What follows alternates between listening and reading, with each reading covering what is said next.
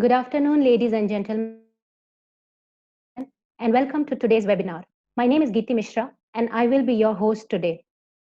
Session will be about PRIMA, which is how to make data intuitive, process intelligence with real-time monitoring and analytics. It will be presented by Mr. Mohsin Pathan, Head of Delivery, Pahwan Cybertech Tipco. As I welcome Mr. Mohsin Pathan and invite him to kickstart the webinar, let me share a little bit more about your presenter. Mr. Mohsin is a digital transformation expert and technology evangelist for enterprise architecture, solution designing, integration and event processing, analytics, IoT, AI, and machine learning. He helps businesses remain competitive in the ever changing digital landscape by providing transformational value through tailored technology solutions and strategic consulting. Mohsin has more than 12 years of experience in the industry, mainly in telecommunication, but also has good experience in banking and utilities. Mohsin, it's an absolute pleasure to have you for today's session. Before we begin, let me just share some housekeeping rules. The session will be for 45 to 50 minutes. If you have any questions, please feel free to type it in your Zoom control panel. Now, without wasting much time, I will go directly into the presentation. Mohsin, hand it over to you. Hi, Giti. Thank you so much for a nice introduction. Greetings to everyone. Let's directly jump into Prima, what we're going to talk about today. Okay, so Prima. Prima is a process intelligence, real-time monitoring, and advanced analytics solution. What we have built as part of the BCT solutioning team, and what we do with that is not only just monitoring, but do the advanced analytics, putting some kind of a rule basis. You have your own process monitoring, you have your own SLA monitoring, and the optimization of the process. We have been implementing this solution for a few of the customers here, and today we will be talking about how and how it can help your business to optimize your processes, the times, the SLAs, the KPIs, and stuff like that. So let's talk about some of the uh, things or some of the features what we have in Prima. The first thing is real-time everything. As you all know that everybody right now is talking about real-time, real-time, real-time. But what is real-time? Because well, for some people, real-time is like, okay, I want to have a real-time data in half an hour. I want to have a real-time data in 1 hour. But the real-time for us is when the event occurs, and if you can take the action at the same time, that means it is real-time. And with Prima, we can achieve that, and we have achieved that so far. We have our system actually capture the event from multiple sources. We have 150 plus out of the box connectors, which we can plug into any of the system. We can do pull base, we can do push base, any kind of mechanism to get the data from. Second thing, universal connectivity. As I mentioned, that is very important aspect of any solution nowadays, because the enterprises are already been built. They are there since long time. People are doing their jobs. Everything is working fine. Now, if you put some kind of a solution on top of that, you don't want to change your existing infrastructure. You don't want to change your existing system. You don't want to change your existing landscape. So what you do, you want a solution which can adopt your system capabilities and do the process monitoring or intelligence on top of that. We have the similar kind of functionality here, what we call it universal connectivity. In that, what we do, we provide the connectors or we build the connectors. Yeah, of course, we cannot have all the kind of connector which is available in the market right now, but we have most of the connectors, and we have out of the box functionalities which we can get the data from or to, like a file based CDC, any kind of mechanism what you can think of. In push and pull based mechanism, as you all know that this kind of a solution, or when you talk about a process intelligence or a monitoring or advanced analytics on top of your existing system, always it is better to have a push based mechanism. But if you don't have that, don't worry about it. We have the mechanism to get the data from your system. So we will fetch the data from your system and build the intelligence on top of that. It is not only limited to just having a monitoring, or you have a fancy visualizations and reports and dashboarding. Not only limited to that, but it can expand up to actionable items. It will trigger your process. It will trigger your systems. So it can do most of the things what you can imagine right now. Alerting and notification, as I was talking about, the alerting and notification is, common feature for all the, such solution what is there in the market. But think about when you have a alerting mechanism which can take action in your process. Like imagine if you want to do some kind of a triggering in your system, some kind of update in your system or delete in your system, right? So based on some alert, you can take actionable insights, right? So that is added value here, because in that case, what we can do is imagine that there is some incident occurred, and based on that incident, we'll not only send you an alert or notification, but we can take the corrective action also, right? So that is the power of PRIMA, that what we can do as part of that. And this all the features comes out of the box, so you don't have to worry about, okay, it will take extra time to implement such thing. We have the templates to do that.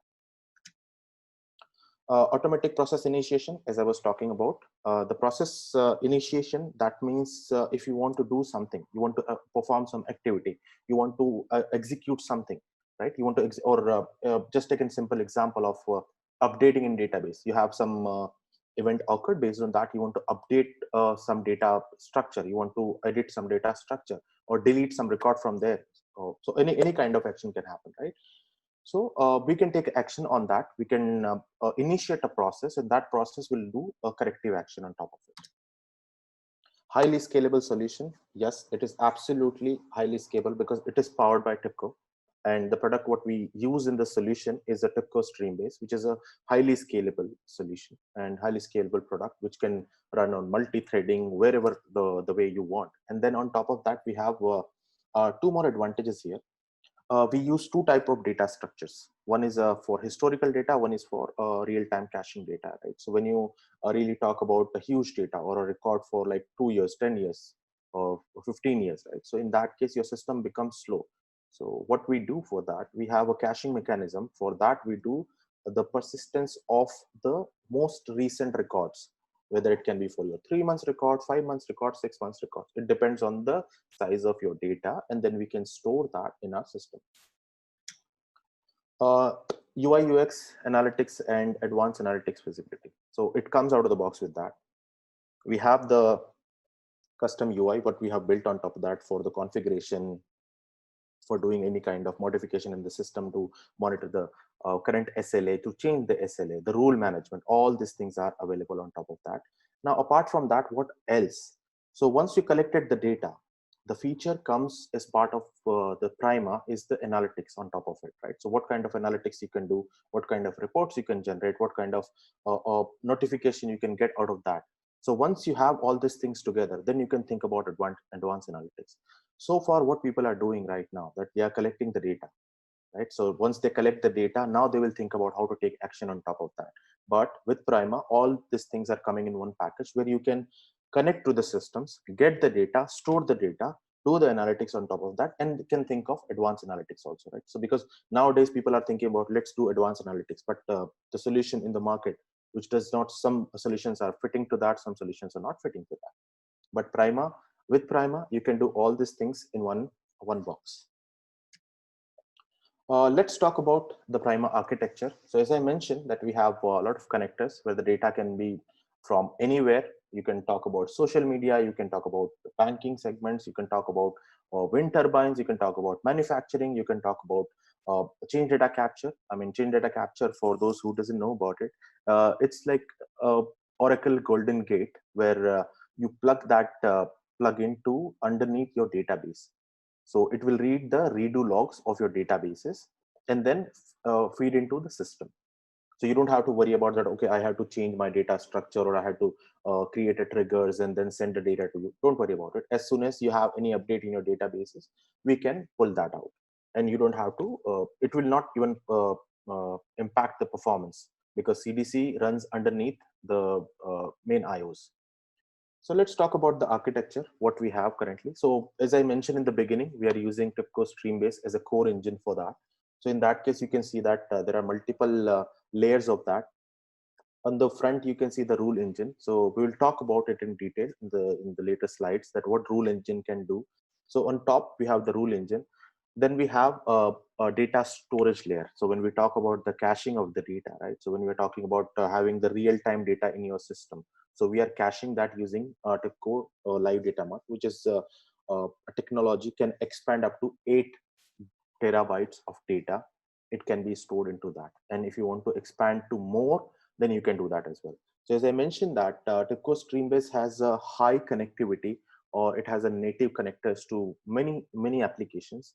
Mainly it comes from the banking sector, but when you really talk about uh, uh, utilities, or when you talk about telcos, when you talk about reading some CDRs, or when you talk about getting the data from some files or blobs or anywhere, so whatever you can think of, we have the adapters available. Plus we have the SDKs. So if you don't have the adapters, we can build the SDK, so you have the native plugin. You don't have to have a custom plugin to run on top of your application to get the data from. So and one more advantage of that is these adapters are bi-directional. As we can get the data, we can publish the data as well, right? So both ways it works together. For those who know Streambase comes from a complex event processing family, and it has a very strong correlation and aggregation engine, which will do the multiple data correlation. What I mean by that is that once the data is coming from multiple source system, you don't have to hold the data. The system itself will hold the data and do the correlation aggregation and give you the actionable output of that.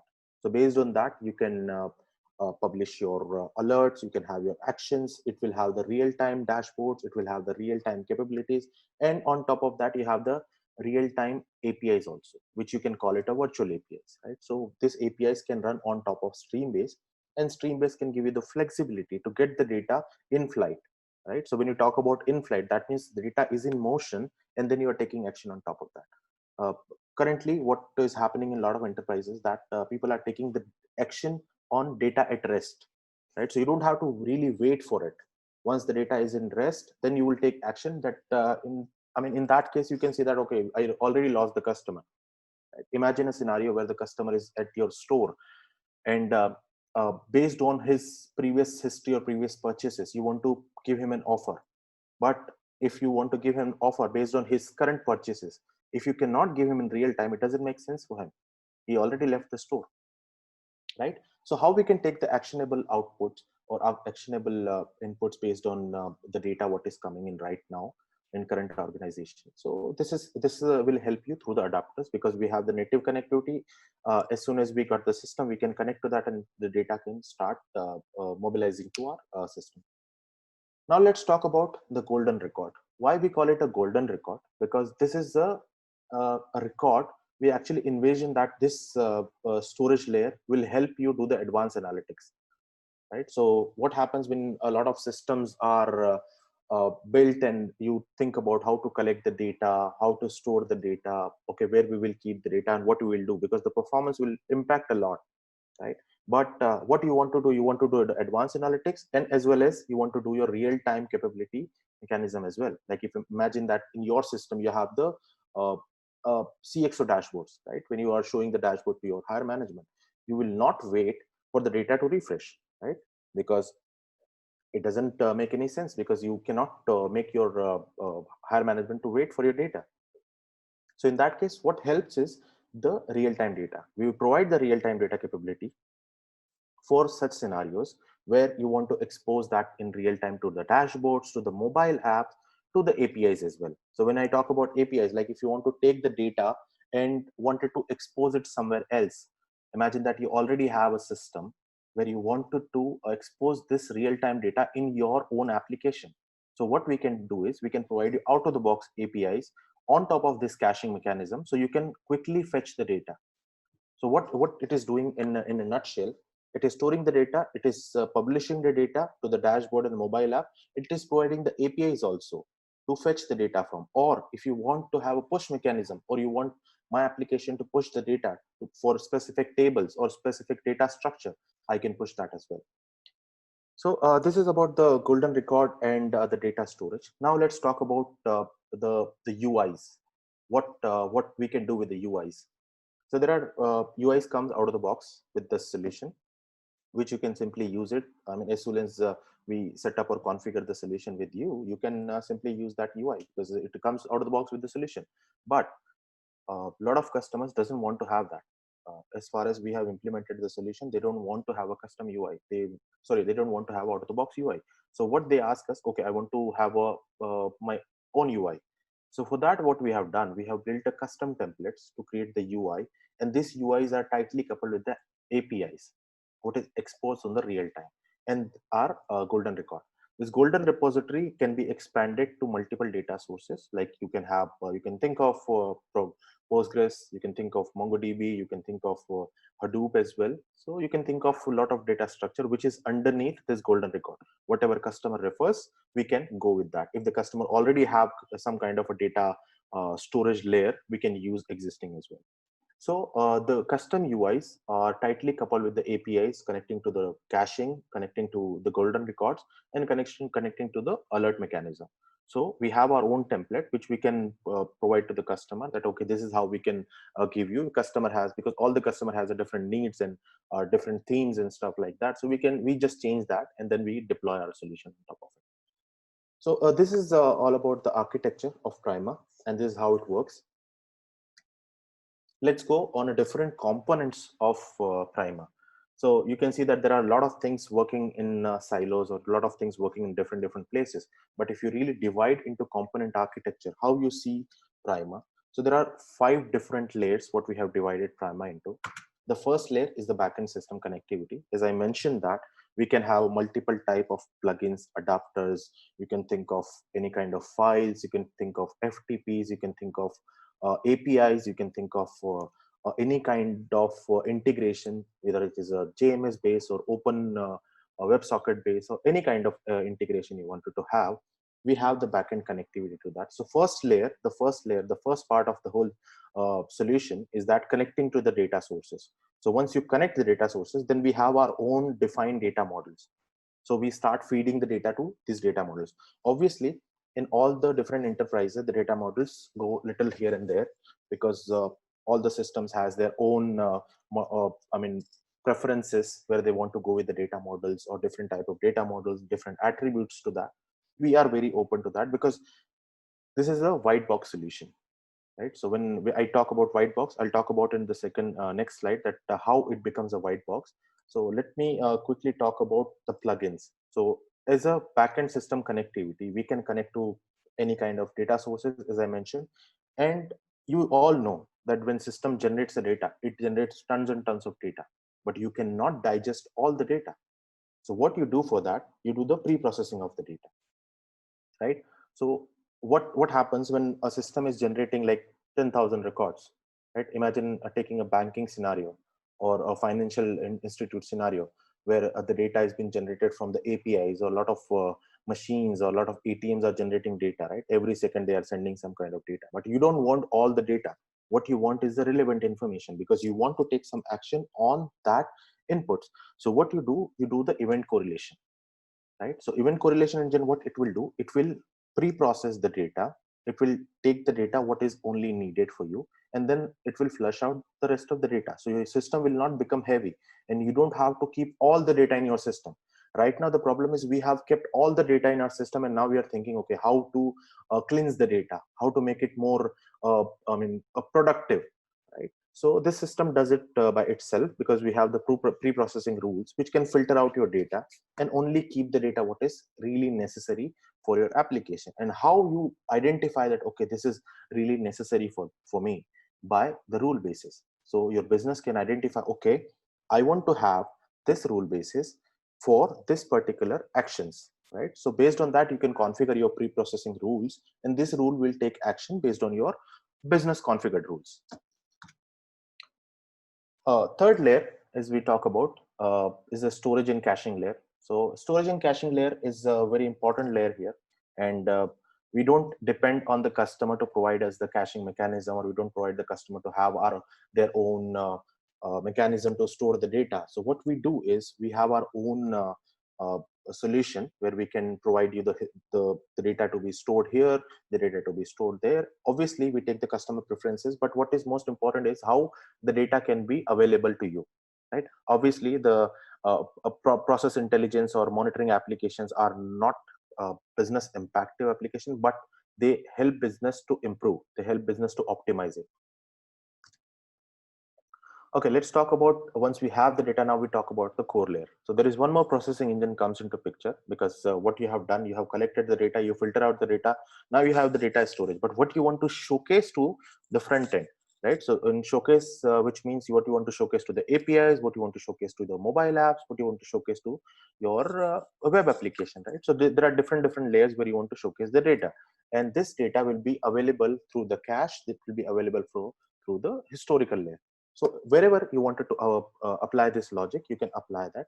There are different workflows which can be initiated inside the PRIMA, which is predefined workflows, but these workflows are dynamic. So if your processes are changing, these workflows can change. So these are dynamic workflows which can work towards satisfying your business needs. And as I mentioned, the UIs, there are custom UIs, there are out of the box UIs, and there are APIs available there. So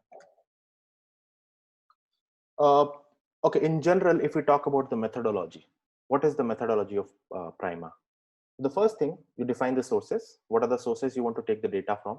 See how, why I'm showing the methodology, because it will help you understand that what is the rapid cycle of implementation, right? So how quickly we can implement PRIMA and how quickly we can benefit your application, right? So the first thing is define the sources. What does it mean? Define the sources means you can identify, okay, XYZ my system, from where I need to take this data, I need to take some other data from some other application, and then you define your configuration rules, that okay, this data will be working for which instant, which action, correct? Then it comes as a pre-processing engine. So what pre-processing engine will do, as I explained in the last slide, it will filter out the data. What is needed only can be processed, correct? Then we execute means we push that to data model, data model will take the action. Now I'll give you one simple example, that there are already predefined rules, there are already predefined business flows, the process flows, everything is available right now. But according to your business need, we have to do little tweaking of that tweaking will not take more than a week time, correct? So once you execute that, then the data will be sent outside. Now we have our own analytics engine, and that analytics engine will help you analyze the data. Okay, what is happening in my system currently? What is happening in my system? And that all the information will be available in real time. As much as data you want to publish, you can publish that. As I mentioned, two types of layers are available. You can keep the cache, you can keep the historical layer as well. The monitoring. So monitoring, a lot of people have this question that, okay, how I will monitor my system when it really comes to getting the information, and you are doing a lot of processing inside, but what will happen to my system? Is there any load? Is there any IOs? There is any kind of different activities you're going to do? You're going to continuously ping my system? No, will not do that, because it will unnecessarily add a lot of load on your existing system. And our target is not to slow down your existing system, but to make the system more productive, more fast, more optimized, right? So monitoring will definitely, we have our own monitoring, which allows the existing data what we have right now, monitor on top of that, and we build a AI/ML capability on top of that data. So we identify that, okay, this scenario cannot happen, so there is a possibility of uh, anomaly, right? Just a simple example. Imagine that your ATM card is swiped here, and after half an hour, the ATM card is swiped 300 kilometers away.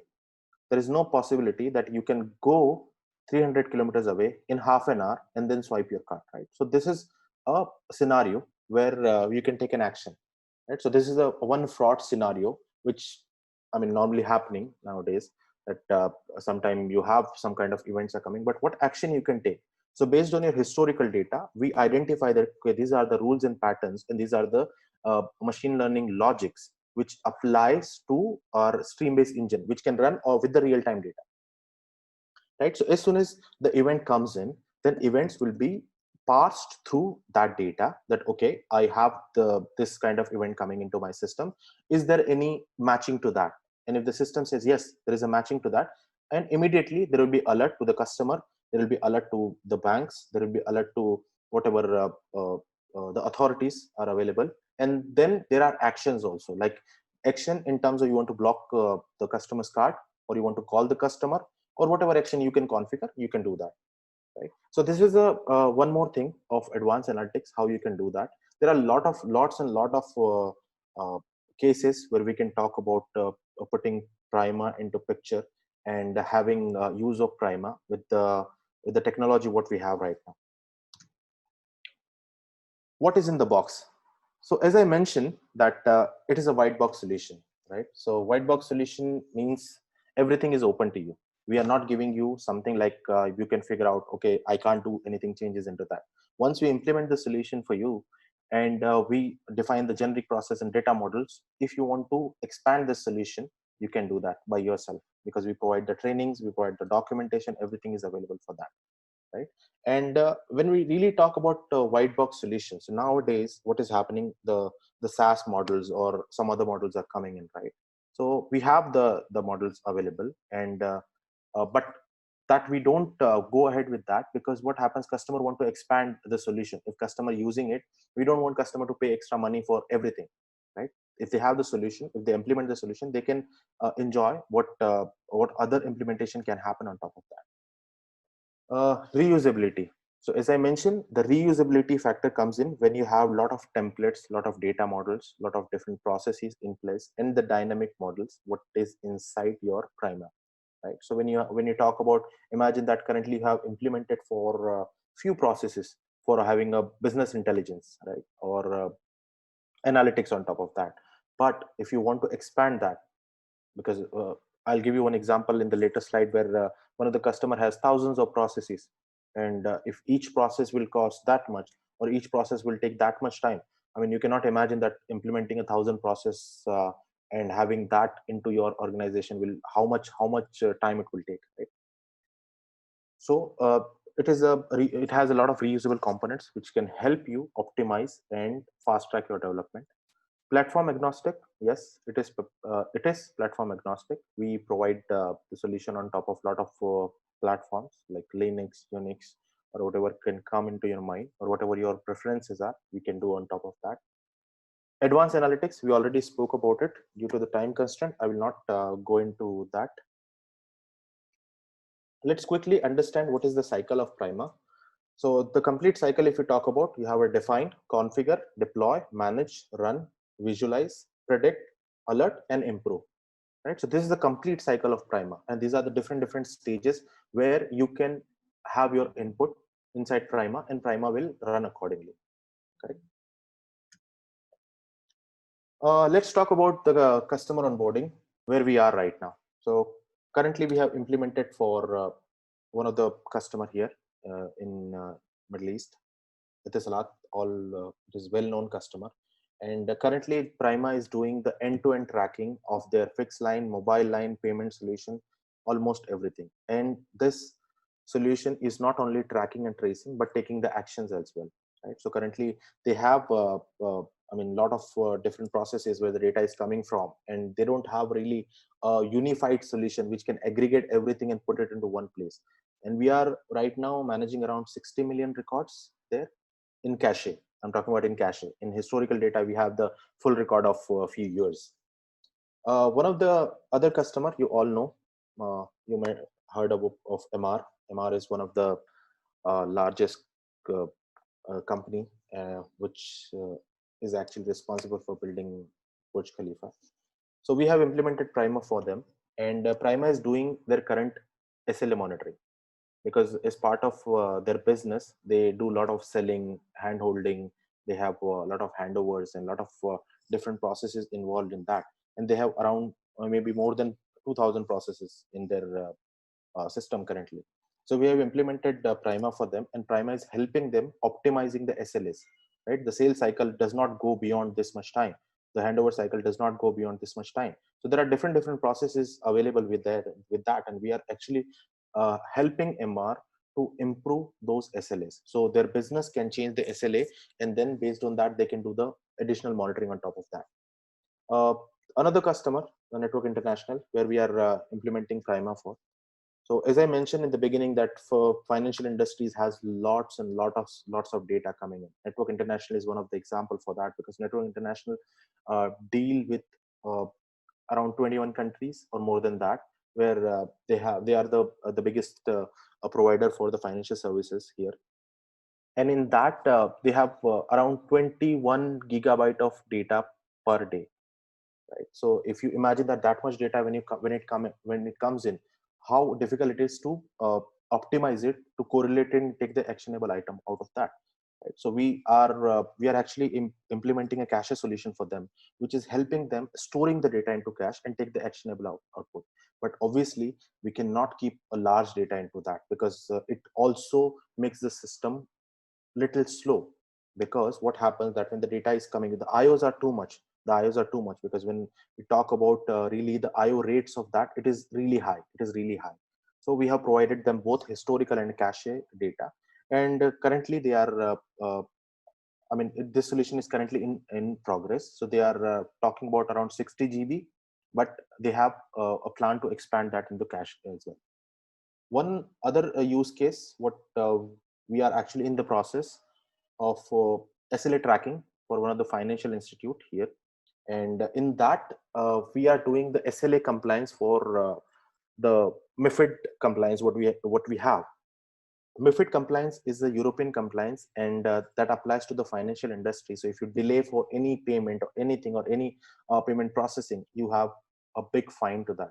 So PRIMA will help them to optimize these SLAs and to take the actionable output based on any event happening, or any delays happening in the system, or some anomalies happening in the system. What are the potential use cases? So potential customer which or potential enterprises which can adopt PRIMA, the mainly telcos. So telco has many use cases like customer churn, offer, contextual offering, event based marketing. There are a lot of use cases for telcos. Bankings also, banking can have your fraud management, banking can have contextual offerings, banking can have a lot of customer feedback surveys or customer satisfaction management, or event based customer marketing, right?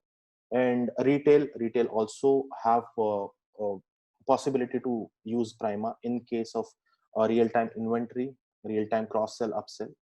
Manufacturing, when we talk about a machine performance, when we talk about machine management or predictive maintenance, right? So when it all this scenario comes into picture, you can think about PRIMA.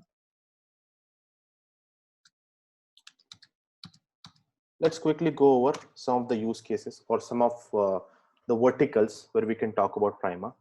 So the first one is the delivery and proactive customer support, right? So right now what is happening, the customer support is going huge, right? Everybody wants a customer support, some kind of support for there are some chatbots which is providing out of the box support. There are some AIML based solution which is providing that, and they are keep improving. So one of the aspect of PRIMA is we have the NLP, which is a natural language processing, which does a lot of this AIML capabilities and provide you the customer support proactively. As soon as you raise any complaint, your mail can be scanned through PRIMA, and then PRIMA can suggest that, okay, what can be the possible solution for this one, correct? Smart cross sell and upsell, as I mentioned in the beginning, that offering, contextual offering is one of the best example for that. In that case, what happens, like if the customer is nearby to your location, or if you want to provide him some kind of offer, or some kind of contextual offer, right? So if you have the data, there are two types of offerings what you can do: the statical offering and the real time offering. Statical means if you already have the data, which is nothing but a stateful, right? So in that, you already have the data for the customer for past 6 months or past 1 year, and you already have the history of his purchases or her purchases, and you can take the actionable output based on some event occurred, like a geotagging, right? There is one more thing: real-time inventory management. So real-time inventory, that is one of the big aspect of retail industries. What is happening, you have your front end system like POS system, or your uh, uh, website or e-commerce site, right? The customers are purchasing to that, but in the real time, how you are managing the inventory, right? How the inventory is updated based on every transaction. So that is very important aspect, because you want to replicate back to your inventory. You want to tell that, okay, this source or this particular store or this particular location is running low of that particular specific item. So how you can take action on that, and if the warehouses can take action before it happens, then you will not lose any customer. Preventive fraud. Preventive fraud, as I mentioned, given the example for banking, where you can have Prima in place. So the good part of Prima is you have all the systems, you have everything right now in place. You have the system generating the data. Now you want to plug that to Prima, and Prima can adopt everything and provide you the meaningful output of that, right? So these are some of the use cases what we can do. Predictive maintenance, that is a very important aspect of manufacturing, or we can take this example for oil and gas as well. Oil and gas is one of the major I mean industry where predictive maintenance is highly important, because imagine that if your pump fails, right, and you have to take it out, you have to do the maintenance, how much loss will be for that particular incident. And if you can predict it before it happens, based on whatever temperature, based on the pressure, based on the current what is flowing, and what is the output of that particular pump, so you can take that beforehand and do the maintenance of that particular pump, right? So you can save a lot of money to that, because if pump goes down for few hours, few weeks, then you will have a big loss in oil and gas industry. But in manufacturing, you can have equipment monitoring. That is uh, one of the uh, one of the biggest uh, solution what we can talk about right now, because the machines are performing, right, but how you are monitoring them, right? Because what happens, like if your machine is not performing, or machine is taking extra current, or having extra pressure in that, how you will monitor that? You have the edge devices, but to build that solution, to have that comprehensive solution, you have to plug a lot of things together. And one good part of Prima is we can integrate to IoT devices. If you can talk about any HP devices, or Raspberry devices, where the edge devices, they can send the data, they can send the meaningful outputs. We can capture that because we can run on top of their bias cables. We have the plugin which can directly run on top of these edge devices and get the data out from them. And like manufacturing utilities, and if we talk about some specific protocols, right, if some of you might be coming from manufacturing industry, so if you talk about like a profit bus or profit net or com1, these are some of the standards for the manufacturing industry. We have the connectors to that as well, where we can take the data directly from these plugins connectors and stream through our enterprises.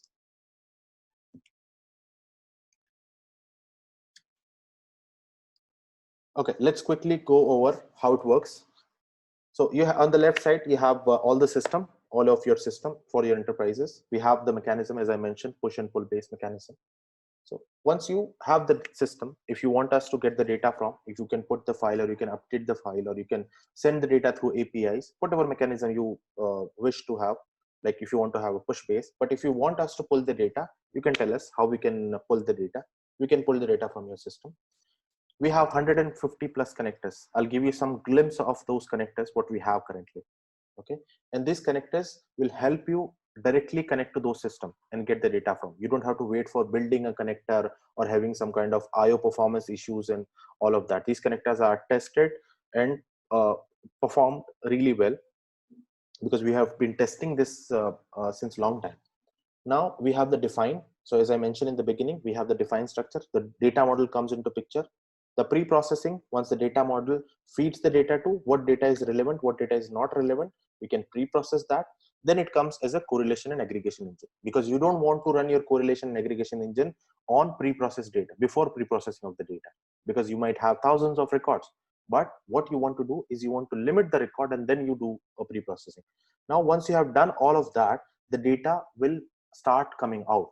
The data will be start publishing out to your application, to your analytics dashboard, to your analytics application, to advanced analytics, to alerting, notification. All these capabilities, once the data will be correlated, aggregated, it will start pushing out. So it is like a funnel. You start pushing the data, it will crunch the data, it will make it more crisp, and then start publishing out. And you can take the output whichever way you want. So this is how it works for you to understand that, okay, this is the simplest way to understand that how PRIMA works. So these are some of the example of the ready-made connectors what we have. So if we talk about uh, connecting to MQTT, connecting to files, CSVs, you can connect into any kind of REST and JSON, any kind of plugin, syslogs, or SNMP traps, log files, whatever you can think of, we have the plugin available for it, right? And some of you might be coming from uh, oil and gas, so you can see that there is a OSI Pi as well, which can directly run on top of your historian database and can pull the data from directly. Okay, one more thing. So I wanted to mention here, because Streambase not only just pre-process the data and do the complex event processing and provide the meaningful output of that, but imagine that you have the data, you build the model on top of that, the machine learning models on top of that historical data, but you want to run those models against your real-time data. So you can see that there are Spark, there are TER model, which can help you execute those model against your real-time data. So you don't have to rebuild the whole process. You already have the process, just you have to apply back to the cycle, so it will complete your cycle. The data is already coming, you are storing that, but before that you can put that filter. It will give you the predictive analysis on top of that. Okay, as I was mentioning about the rule engine, so this is a rule engine UI, and this is again, it is powered by Streambase. It has its own rule engine UI, and that is a web-based UI where you can give it to your business or your business owners who want to, if they want to change their rules, if they want to apply some kind of SLS, if they want to apply some kind of a mechanism on top of that, they can just simply update that, and that will go to AMS server. AMS is nothing but artifact management server. In that, what it does, it stores the data. It has the capability to correlate the data. It has the capability to have the complete maker checker cycle, approval cycle. So if your business team is updating some kind of SLA and that is impacting your main process, it has to go through the complete cycle, right? So AMS server has the complete maker checker functionality, in that you have to approve that, and then after that it will deploy to your main server. So as you can see that the AMS also has the APIs which we have already connected to our custom UI. So whatever custom UI we have right now, we have connected to the AMS server. In that, what we do, so we if you want to change any kind of rule basis, or if you want to apply any kind of rule mechanism on top of that, we connect to the REST APIs. That REST API apply this logic to the AMS server. It goes back to the Streambase engine. And the best part of it is you don't have to redeploy, you don't have to change it, you don't have to stop it. It will hot deploy to your application, right? So when we really talk about having a business rules, why it is so important, right? So far what is happening, that if business want to apply some kind of a modification or business rules the to the application, what they have to do, they have to go with the cycle, right? The cycle starts with, they have to start a request that will go to the technical team will evaluate that, what business has already provided, they have to evaluate that, and then they apply to the product, or they apply to a solution. In that, there is a lot of big process comes into picture. It will delay the process, it will delay the whole process, but business has already taken the decision. Now it has to just go through different cycle to configure that. But instead of think about it, that business already configure it. If business can do it by themselves, how easy it is, right? So if business can directly configure that, and that will go and deploy to your solution, that is a quickest and fastest way to do this. uh, that's it from my side. Thank you so much. If you have any questions, please, over to you, Giti. Thank you very much, Mohsin. It has been very informative, and I do believe in this pandemic situation, PRIMA will be a great solution for our customers. I know there is a lot more to discuss around this topic, and for all our attendees, if you want to know more about PRIMA, please do not hesitate to reach out to Mohsin. In the interim, ladies and gentlemen, we have a couple of minutes left. Please go ahead and type if you have any additional questions other than what I have already received from you. Mohsin, I have the first question from Ahmed Talat. how Prima can be helpful for existing systems, and how the intelligent logic can apply. Okay. So as I mentioned, for the existing system, you already have your enterprises implemented that, right? You have your system, like the best example I can give for MR. So MR has already implemented their processes. They have their existing infrastructure. They have their existing process in place. Now, if we come into picture, how we can help them and how we can build intelligence logics on top of that. So what we have done, as I mentioned, that we don't change your system. Our connectors or plugins will plug to your system.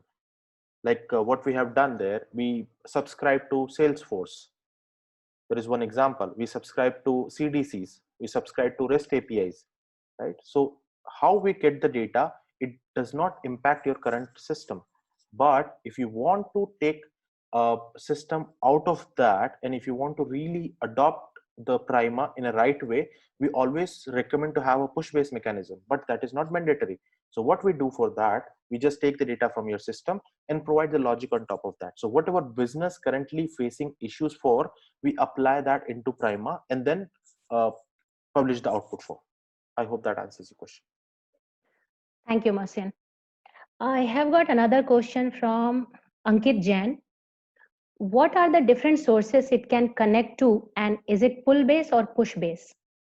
Okay, so as we talk about the source system, uh, currently we have 150 plus connectors, and it is not limited to that, because that comes with a lot of ODBC, JDBCs, GMS based or file based connectors. And if we don't have some kind of plugin, we build them. But this 150 plus connectors covers almost everything. And when it comes to pull and push based mechanism, it works both ways. If you want us to pull the data from your system, or if you want to push the data to our system, we work both ways. Okay, thank you. That's pretty interesting. I have another question from Arif. What is the typical implementation cycle? Okay, that's a good question, because yes, solutions are there. What is the cycle of implementation? That is very important, because how quickly you can implement to the enterprises, that is very important. Typically, we only take time to gather what really required, right? Because as I mentioned, it's a white box solution, and we can do the modification based on your enterprise's need. Typical cycle, we can take it 6 to 8 weeks maximum. But if you already have the requirement ready, everything is fine, then it can implement maybe less than 4 weeks. Okay, all right. Okay, so the next question is from Karen. Is the maintenance and the enhancement a lengthy process? No, it is not. All It is right. not. Okay, great. The next question is from Amir. Is Prima a plug and play solution? uh, kind of you can say. See, what happens, we make it a white box or open solution, because we know that a lot of customer has a different kind of system. Not all the customer goes with the same system. We have the flexibility to have different kind of plugins to connect to those system and get the data from, right? So when it comes to plug and play, yes, you can say that it is a plug and play, but we can adopt how or which way you want to have the data from. Amazing. It's pretty interesting to know all these details. Looks like before anybody reaches out to you, I'm going to reach out to you for more details. Thank you, Giti. So, welcome. So, the next question is from Soman. Do you have SaaS model? Uh, yes, we do have. But in SaaS model, what happens? I'll give you a simple example of SaaS model. If you subscribe to any service of SaaS model, and you are currently using that, and for additional features or additional enhancement, every time for small things you have to pay to those providers, right? So in that case, the solution is not in house, or solution is not inside your enterprises. So in that case, what will happen? You have to end up paying a lot of money. Obviously they will be maintaining the infrastructure, but you will end up paying a lot of money. We do have a SaaS model, but we recommend, if you have the solution in house, it will decrease the latency also, because you are not publishing the data outside. The data will remain inside your organization, because that is a very important data for you, and you might want to take that data uh, into actionable items, and you don't want to publish that. If you are okay with that, we have the SaaS model. Okay, great. We have next question from Sriram Tyagarajan. After Prima is installed in the clients, who is the custodian of data from a confidentiality perspective? Okay, the customer will be, because in that case the data is very critical, and if you want us to maintain the integrity of the data or integrity of the data, we do maintain that. And yes, the custodian, when we talk about, yes, it is the customer. All right, great. We do have few more questions, but I think we are running out of time. So we will mail them the answers. Mohsin, before we wrap up today's session, would you like to say anything as your closing note to our Yeah, attendees? of course, yes. Thank you so much. Thank you everyone for taking time out and attending this session. Uh, it was my pleasure to give you some brief about Prima and what all we can do, and uh, we can definitely connect in future. And I will be very happy to give you more brief about Prima and how we can help you or help your business to help Prima and uh, improve your business and optimize your processes. Thank you. Thank you, Mohsin. Ladies and gentlemen, we will be sharing the recording link and a drop thought survey form with you all. Please do give your feedback for today's webinar. That's it for now. And do watch out BCT's website for our upcoming webinars and for any other relevant information. We will be more than happy to help you all to sort out your problems if there is any. Till then, stay safe, stay healthy. Thank you very much.